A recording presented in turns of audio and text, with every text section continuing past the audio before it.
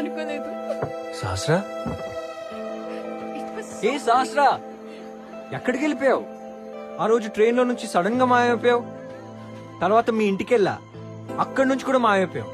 ఎంత పెద్ద గొడవ జరిగిందో తెలుసా? కానీ నా విల్ పవర్ తో నిన్ను ఇక్కడ పట్టుకున్నాను, చూసావా? నేను ఎవరో తెలియనట్టు అలా వెళ్ళిపోతున్నావేంటి? ఇక్కడ ఉన్నావా దొంగ? He's my would be.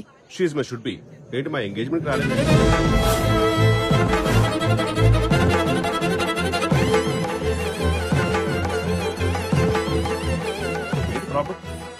Sahasra, hello, ఎవడ్రా నువ్వు? Childhood friend? అన్నవర్సిగా? అన్నవర్సి కదా? అన్నవర్సి. ఎవడ్రా నువ్వు? నల్లగా పందిలా ఉన్నావు పక్కలా? మరి నువ్వు తెల్లగా పౌరులాగా ఉన్నావు. రంగుల గురించి మన ఇద్దరే మాట్లాడుకోవాలి. ఎంతకీ ఏం పేరు నీ పేరు? చింటూ. మాకొక్క పేరు నువ్వెందుకు పెట్టుకున్నావా? అసలు కుక్కకి నా పేరు పెట్టారా? ఇదిగో చెయ్యి తీసి కొంచెం హ్యాపీగా తాగుతూ దీని గురించి డిస్కస్ చేసుకుందాం.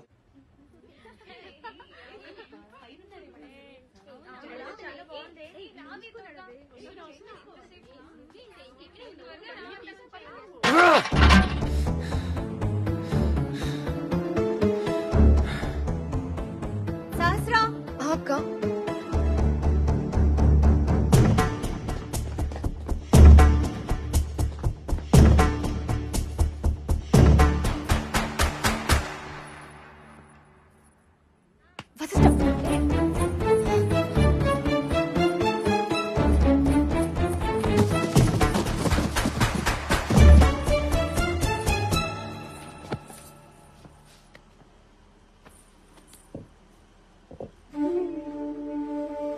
నన్ను చూసి ఎందుకు తప్పించుకుంటున్నావు?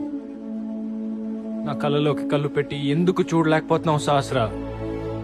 ఒకవేళ లవ్ చేయకపోతే ఆ రోజు ట్రైన్ లో నిన్ను ఎప్పటి నుంచి ఇష్టపడుతున్నానో తెలుసా అని ఎందుకు అన్నావు? ఈ ప్రపంచంలో ఏదైనా భరించగలను సహస్రా, కానీ నువ్వు అలా సైలెంట్గా ఉంటే నేను అస్సలు భరించలేను. మా నాన్న నాకు ఎంగేజ్మెంట్ అరేంజ్ చేసినా నేను పట్టించుకోలేదు. ఎందుకో తెలుసా? నా కోసం నువ్వు ఉన్నావనే ఒక నమ్మకం, నువ్వు కనపడంగానే ఆనందం కంటే ఎప్పుడు వెళ్ళిపోతావు అనే భయం, బాధ ఎక్కువ అవుతున్నాయి. నువ్వు లేకుండా నేను లేను Sahasra. I need you in my life. I want you. మాట్లాడు సహస్రా.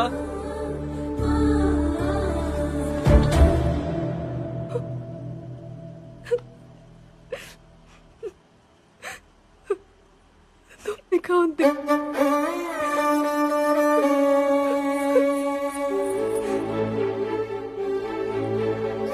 ఇప్పటికే నాకు ఎంగేజ్మెంట్ అయిపోయింది, నీకు అవ్వబోతుంది.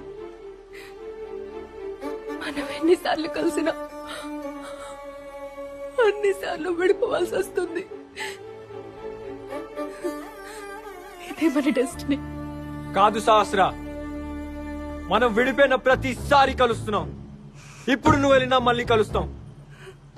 ఈసారి చివరి దాకా కలిసే ఉంటాం. ఇది నేను అర్థం చేసుకున్న డెస్టినీ. ఇప్పుడు నేను వెళ్ళిపోతే మనమే జీవితంలో మళ్ళీ కలవం వసి. ఇది final destiny. Destiny, destiny, destiny.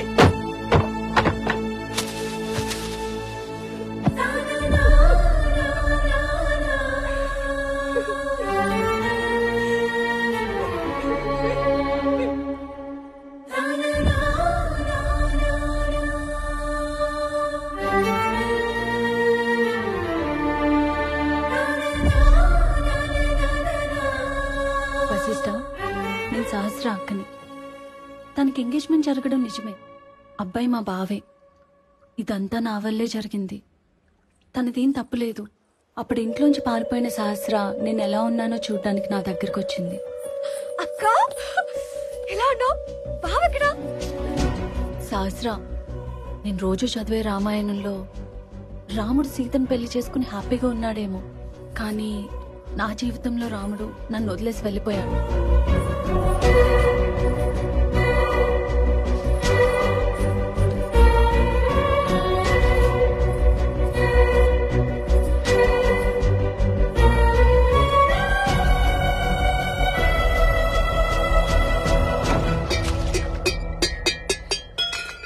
ఏ మొహం పెట్టుకొచ్చావు? నువ్వెందుకు తీసుకొచ్చావు? ఊరు పేరు తెలీదు, అమ్మ నాన్న తెలీదు, సంగీతం నేర్చుకుంటానని వాడు వల్లో పడి వాడితోనే చెప్పకుండా పారిపోవడానికి ఎంత ధైర్యమే? చెప్పే వెళ్ళా నాన్న. ఎవరికి చెప్పెళ్ళావు? నానమ్మకి. ఇది ఎక్కడ వింత రామాయణమే? అలా అని సహస్ర చెప్పమంది. ఏంటి ఇది? ప్రతిదానికి ఆ వేలు పట్టుకో ఈ వేలు పట్టుకో చిన్నపిల్లల ఆటలు అనుకున్నావా? పరువు ప్రతిష్ట ఊళ్ళో వాళ్ళు ఏమనుకుంటారో ఆలోచించావా? అసలు దాన్ని తీసుకురావడానికి సిగ్గులేదు? నాన్న నీకు ఊళ్ళో వాళ్ళు ముఖ్యమా కూతురు ముఖ్యమా? నాకు ఊళ్ళో వాళ్లే ముఖ్యం. నాన్న నువ్వు ఎప్పుడు అంటావు కదా ఏదైనా పని చేసే ముందు మనసును అడుగని. అలాంటిది ఇంట్లో పెళ్లిడికి వచ్చిన కూతురుంది, దాన్ని ఒళ్ళో కూర్చోపెట్టుకుని నీకు ఎలాంటి అబ్బాయి కావాలి ఎలాంటి సంబంధం కావాలని ఒక్కసారైనా ప్రేమగా అడిగావా? నీ మనసును అడుగున్నాన్న. అమ్మంటే ఇలా జరిగేదా? పిచ్చి పిచ్చి సెంటిమెంట్లు మాట్లాడకు. అమ్మని సెంటిమెంట్ గా అడ్డుపట్టుకుని తప్పు చేసిన దాన్ని క్షమించమంటావా? నీ మాట విని ఇద్దరిని ఇంట్లో పెట్టుకుంటే ఏం జరుగుతుందో చెప్పనా? ఆ రోజు డ్రామాని వచ్చాడే ఆ గాలిగాడితో నువ్వు కూడా పారిపోవాలి గ్యారెంటీ ఏంటి? ముందు దాన్ని బొమ్మను, ఆ తర్వాత నువ్వు కూడా వెళ్ళిపో.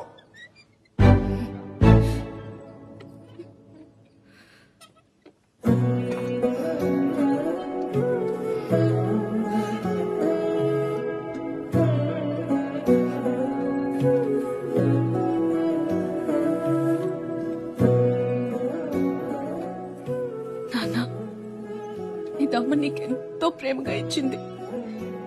ఇప్పటి వరకు నువ్వు దీనిలో తప్ప దేనిలో నీళ్లు తాగలేదు. అలాంటి దీన్ని విసిరికొట్టావు. అది ఆలోచనతో కాదు, ఆవేశంతో. అక్క కూడా ఆ పని ఆవేశంతోనే చేసింది నాన్న. అయినా ఇప్పుడు అక్కని క్షమించి ఇంట్లోకి రాణిస్తే నేను కూడా అక్కలాగే ఎవరితోనూ వెళ్ళిపోతాననే కదా నీ భయం.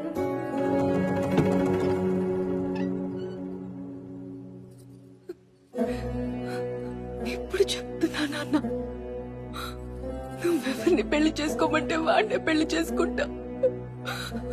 గుడ్డోడైనా ఏం పర్లేదు పెళ్లి చేసుకుంటా. అదే మాట మీద ఉంటా. అక్క నుండే నీ నాన్న, అక్క కోసం నువ్వేం చేయమంటే అది చేస్తా. నన్ను నమ్ము నాన్న ప్లీజ్.